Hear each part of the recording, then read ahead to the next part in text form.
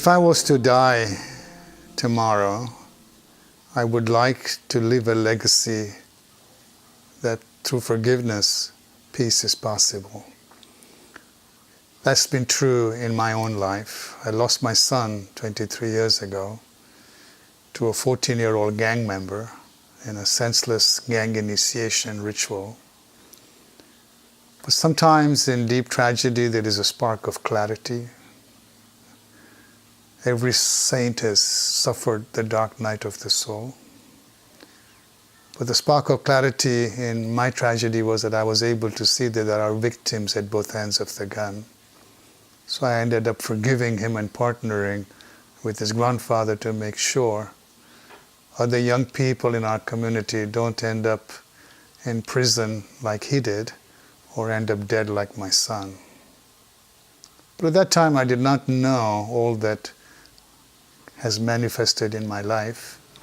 I've written 4 books. My first book was From Murder to Forgiveness.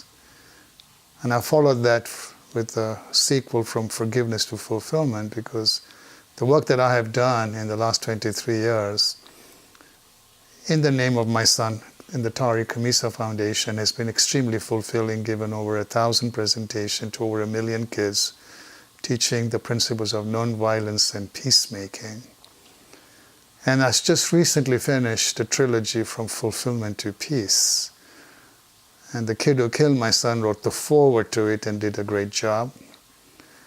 He's still in prison, but we're looking forward to him joining us next year. He goes into the parole board in November. He studied all of the scriptures. He's 12 units away from his degree in child psychology.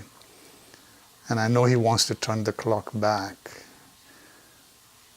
And I think that when he joins us and he shares his testimony with the students, because we reach a lot of students every year, and tells them that when he was 11, he joined a gang. When he was 14, when he was 14, he killed my son, and that he spent the last umpteen years in prison, that he wishes he can turn the clock back. So we've saved him, but he will save tens of thousands of students that were thinking about following in his former footsteps.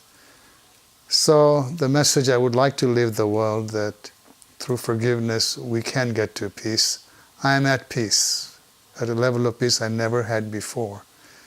That hopefully more people can really get that forgiveness is something that can create peace within themselves, peace within their families, peace within their communities, and more importantly, peace within their world.